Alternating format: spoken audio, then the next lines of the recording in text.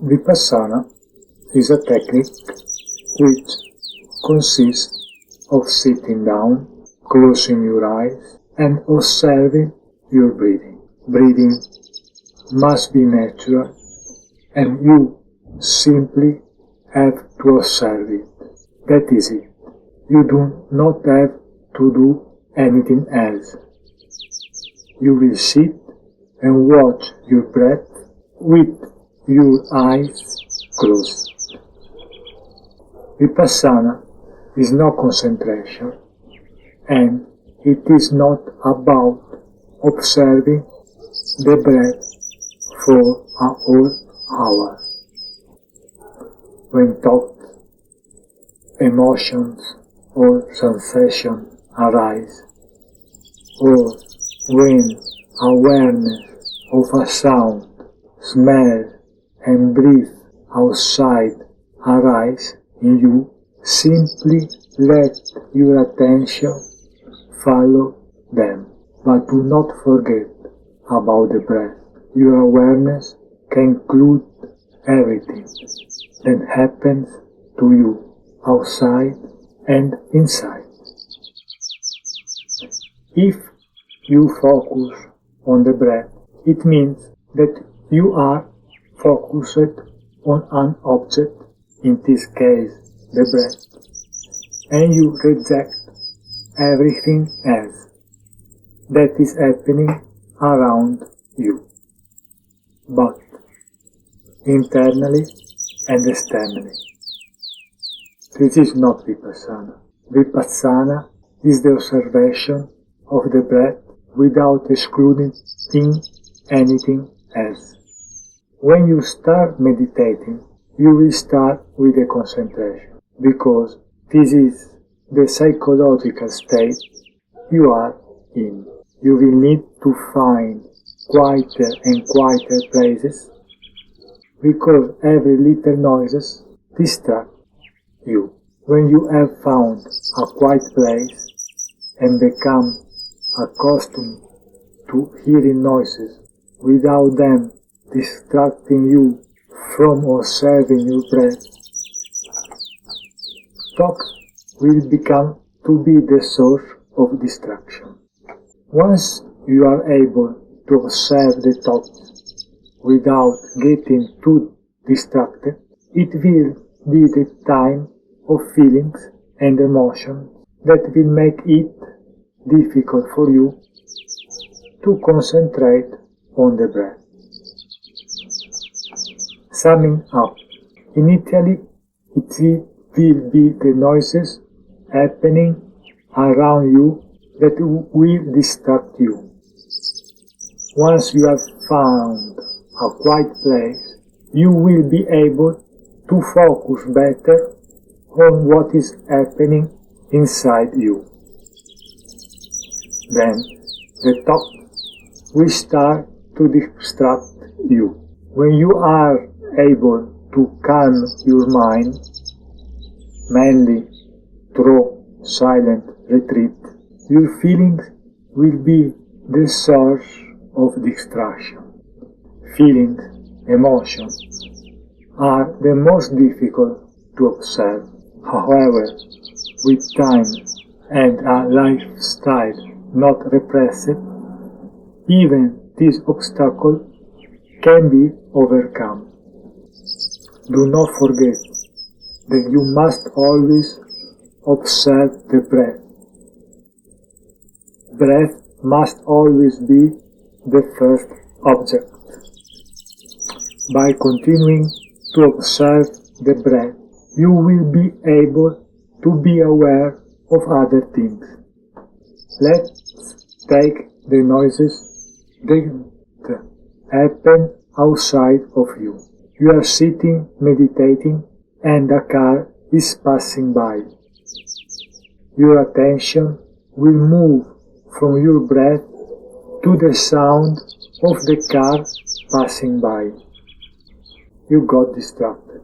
This will happen to you many times, to be distracted by the noises, because you are focusing.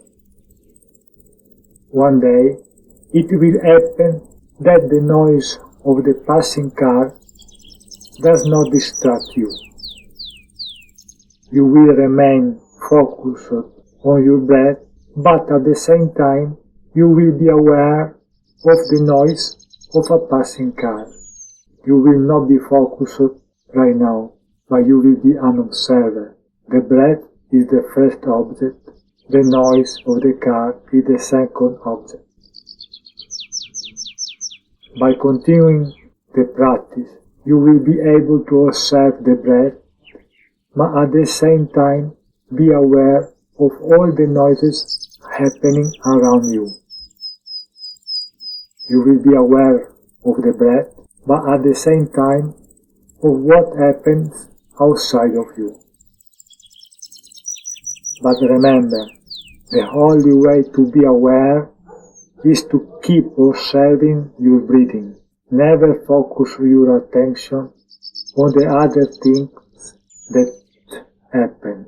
The moment you do this, you will forget about the observation and you will find yourself completely identified with the object you are observing.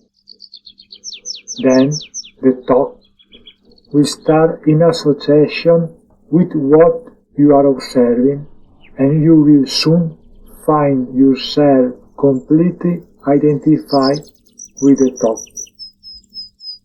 You will have forgotten the breath, the observation. In other words, you won't remember yourself anymore. The same thing happens with thought.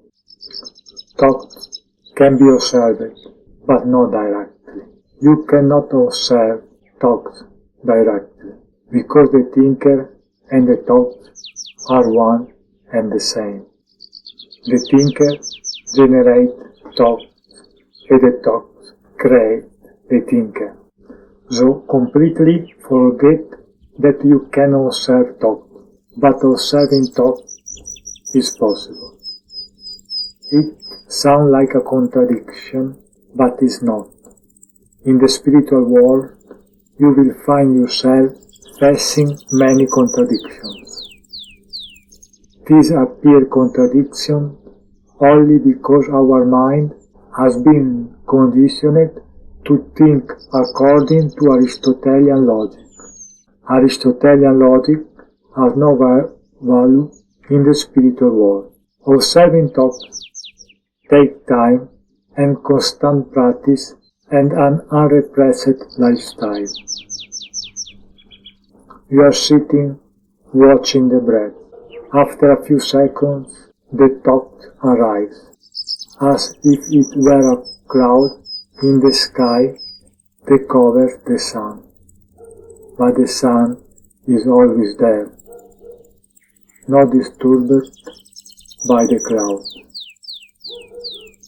The same thing must happen to you. The moment the thought comes, you observe the breath. It will be difficult. The thought will do everything to distract you from the observation of breathing. But this is not your problem. Thought does what it has always done, grabbing your attention for energy. It is you who now do not want to pay attention to thought, but want to remain an observer of the breath. Do not struggle with the thought. If you struggle, you identify with the thought. The speaker repeats, you and the thought are not separate. So if you struggle with thinking, it is a struggle against yourself. This fight gasps a lot of energy. It is a civil war fought within yourself. Do not fight. Do not be violent. Be an observer. The moment you find yourself identified with a thought and you realize it, go back to observing the breath. No one in the history of meditation has ever managed to defeat thought. This is not possible, but it's true that thought can disappear. but never be struggling with them. This struggle is another conditioning to which we are subject. This fighting is a form of violence. By observing the breath, you will be able to be aware of noises outside of you and remain an observer of the breath. This is not very difficult. Observing thoughts will be more difficult. Next, you will need to observe the emotions. Always observing breathing, you will also need to be able to observe emotions. These come from the heart, from the third chakra, anahata.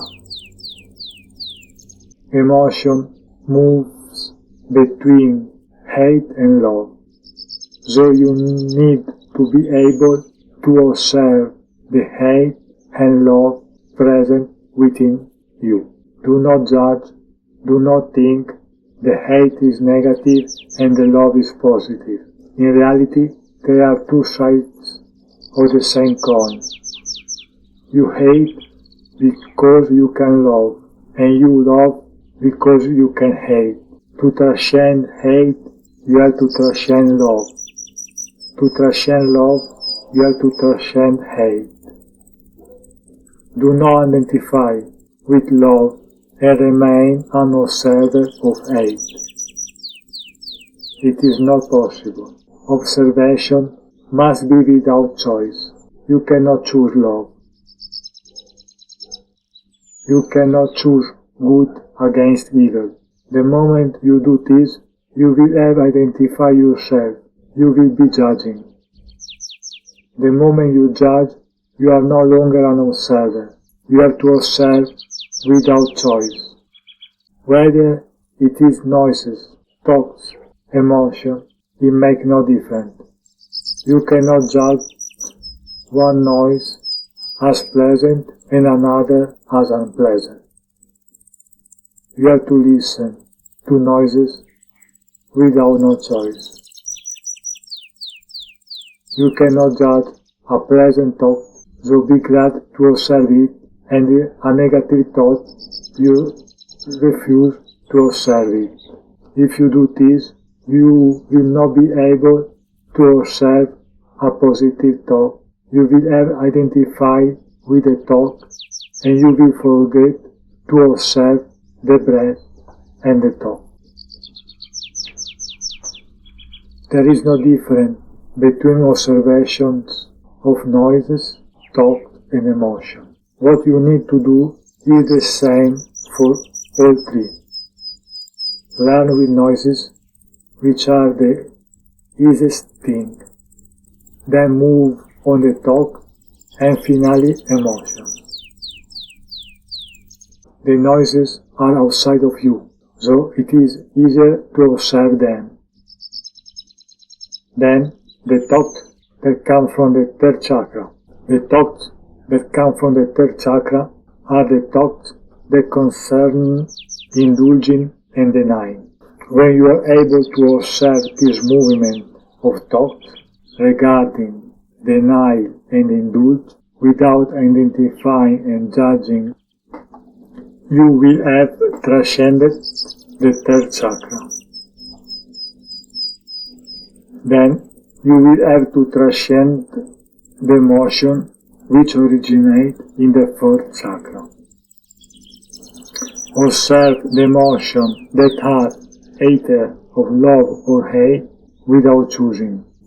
Only when you are able to observe this movement of hate and love present in you, without identifying yourself, without judging, will compassion arise. When this happens to you, you will have transcended the fourth chakra. To be continued. Thank you for listening.